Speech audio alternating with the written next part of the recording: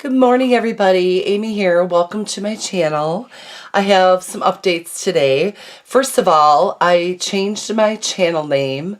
It is no longer Colorful Girl Creations. I changed it to just Colorful Creations. The girl part was a little bit of a tongue twister and a mouthful, and I even had a hard time saying it, so I just kind of dropped the girl part and left Colorful Creations. So I just wanted everybody to be aware of that. The second update I have is regarding my challenge. It's the Rosette Challenge. It was brought to my attention and duly noted that it is really difficult to make rosettes without a scoreboard. And that is so true. I tried it and I'm telling you, it's really difficult. So I wanted to kind of update the challenge so more of my subscribers have the opportunity to win these awesome stamps. If you haven't checked out the video regarding the giveaway that I'm holding, please do so. I will link it down below. I'll have all the rules again posted in the description box, but what I'm doing is a fall Halloween Rosette Challenge and giveaway. And so for those of you that already started on the rosettes, I do apologize, because yeah, I know it's really difficult to make them without a scoreboard. So what I have done is I decided to have the challenge, I'm going to change the challenge to be either a fall or Halloween rosette, or you could also do a banner, which is 4x6. So this piece of paper is 4x6, and then I just found the center and I just cut like a little tag. So the banner can be this shaped, it can be curved, however you want, just so that it's about 4x6, so that I can, either take and clip it and hang it along with the rosettes. So, again, the challenge is going to be, updated in my challenge, is that it could be a fall or Halloween rosette or a fall or Halloween banner. So for those of you that do not have a scoreboard, the banner might be a better route for you. So I'll have my email in the description box. So if you would like to participate and need my address, please reach out to me via email and I will send you my address. So a quick little project share. I did make this little rosette. This is the yellow rosette that I had made a few weeks ago. And then these are cupcake liners. And I can't remember where I saw the tutorial on this. But basically it's about 3 or 4 cupcake liners glued together and then fringed along the side. And so I used the switch to create this cute little rosette. So this, I just put the fringe cupcake liner on the back. Can't talk today. And then I just punched out a little circle out of some background texture paper. And this little witch is from this set as well. And so is this stamped image, "You Are Spooktacular." So I just made a couple of rosettes so far with this project. Just colored them in with my Tombow markers or whatever markers you have. And I created this cute little rosette with a little cloud. And this saying says, "Do you believe in magic?" So, I said I would stamp them out, but I haven't had the chance yet to do that. But I did, like I said, every week I'm going to try, every week until the challenge is over, I'm going to make something using some of the stamps from the giveaway. So just so you know, I'm not using the actual stamps that are in the giveaway. I have my own sets. I really hope that this challenge update helps more people to be able to participate in the challenge. On that note, I am going to quickly show you how I make my rosettes. Now, I know a lot of you, like I said, don't have the scoreboard. I actually purchased the scoreboard from Stampin' Up! Several years ago. I got the 12x12 one, which I absolutely love this thing. And when I make my rosettes, I usually will take the whole entire piece of paper and score it all first before I cut the paper. I'm just going to take out one of these pieces of paper, and basically I just take my little scoring tool, and I'm going to take there's a large point and a small point. Now, when you're doing this, you've got to kind of find the grain of the paper sometimes, depending on the paper. You'll find that some paper works really well with scoring, and other paper you can rip right through it. So just kind of keep that in mind when you're looking at papers to choose from. I'm using the small tip, and I'm just going to go along my 1/2 inch, every 1/2 inch, and just score down.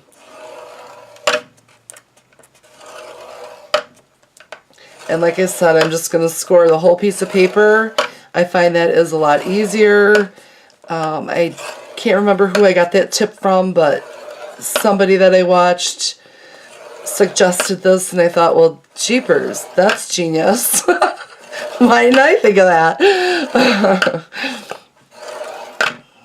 So it definitely makes it a lot easier. Now I understand if you don't want to use the whole paper, then you just kind of want to figure how many rosettes you're going to make and cut it down before you start scoring. But what I was finding is that I ended up using the whole paper to make different sizes, and so why not just score it all to begin with? Because look at how quick and easy that is. So there it's scored. If you look at the back, you can see the ridges, and this is pretty good paper, so it didn't rip through. Okay. So everything is scored at 1/2 inch, all the way, the whole 12 by 12 piece of paper. Then I'm going to bring my cutting board in, and we're going to go ahead and make a 6-inch diameter rosette. So I am going to cut my paper at 3 inches.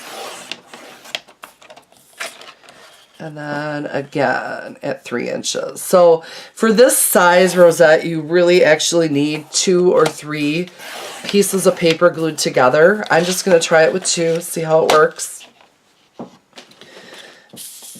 And then all you do is you just fold along the score lines. So this is the struggle that everybody was having is, you know, if you don't have that scoreboard, it is tough to make one of these buggers. So that is why I hope that those of you who already started the rosettes do not mind. I hope that you understand. I want, you know, I want to be able to provide this opportunity to win these stamps to all of my subscribers that want to participate. And the rosette was kind of limiting. So that is why I decided to do it this way. Now, I just kind of go ahead and fold it like this. I'm not very careful. Once I get to this point, what I do is I kind of pinch it together and just kind of bend it a little bit. And by doing that, you see that it really just kind of falls into place. Everything just kind of goes into place. So then I set that one aside. Now, when I'm doing this, I want to think about, okay, I want this to go over top. So I'm going to fold this one the other way. And again, we're just going to fold it up along those marks. As you go along, if you want to pinch it, you can, but I find that just by, when you're all done folding it, just by kind of wiggling it around between your fingers and the table, that you can get it to form into like little even strips or whatever. I don't know what I'm trying to say. So again, I just kind of wiggle it just to make sure that they all meet each other. There. And at this point is when you're going to want to turn on your hot glue gun, because you do need your hot glue gun. So I've got my 2 strips, 3 inches wide, 12 inches in length. I'm going to take my art glitter glue and just put a little bit of art glitter glue along this strip here. In the meantime, like I said, over to the side, I've got my hot glue gun heating up here. And then I'm just going to lay this strip on top. And what I want to make sure is well, for one, I got too much glue.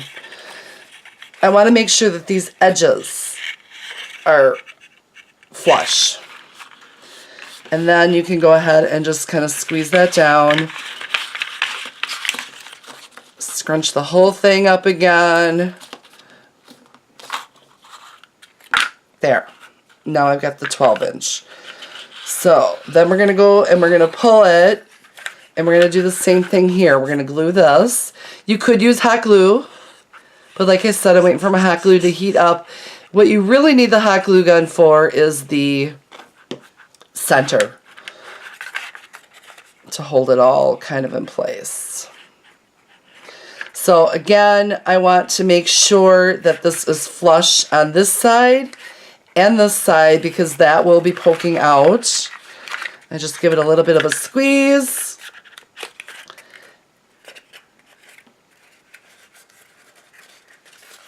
Oops, oops. There. And then I'm just going to kind of leave that sit till my glue gun heats up. All right. Next, I'm going to take my circle punch and just any kind of scrap paper. I've got this handy because I've been working on my altered book for Jan's Crazy Life. And this is I wish I had a bigger circle punch. This is a 2-inch. And I wish I had the 2.5 and 3-inch. But, you know. This doesn't really match. So I'm actually going to use the other side of it, I think. Just the other side of it. It shouldn't poke through. So I'm going to try my hot glue gun. It's ready. Next thing that you do then is, what I do is I just kind of take both ends and just kind of fold it in like that. So you can see that this is a little bit wider. So if I would have had another sheet of paper, you would be able to tell that these would be a little bit closer together. But I'm fine with that. Otherwise, you're using up a lot of paper for one rosette. So this is how I want it. I have no idea what I'm going to put on the front, but I am going to put the glue on the back along with this. Okay? So I guess that really doesn't matter which way this goes. So I'm going to put a little bit of art glitter glue along the edge and leave the middle open and just set that there. Then, like I said, I want this side obviously to be shown because this side is all white. And what I do, and I don't have my glue stuck to everything under the sun here, is I will just take a little bit of this glue, okay, a lot of this glue, and just kind of swirl it. Hopefully you guys can see that. And then I kind of go like this just to get some of the glue down there. And then I take my little circle and press down in the center. And while I am doing this, before the hot glue dries, I am kind of pushing the rosette in from each side to get it to stay. There. And then I just take the extra icky glue that's stuck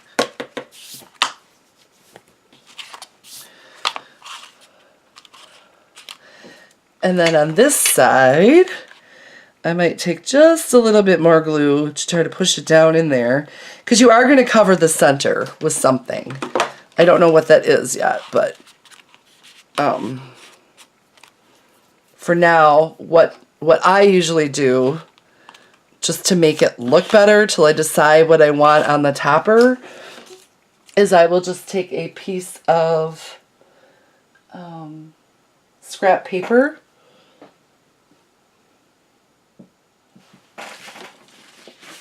and I know I had scored this already, but I don't really think that matters.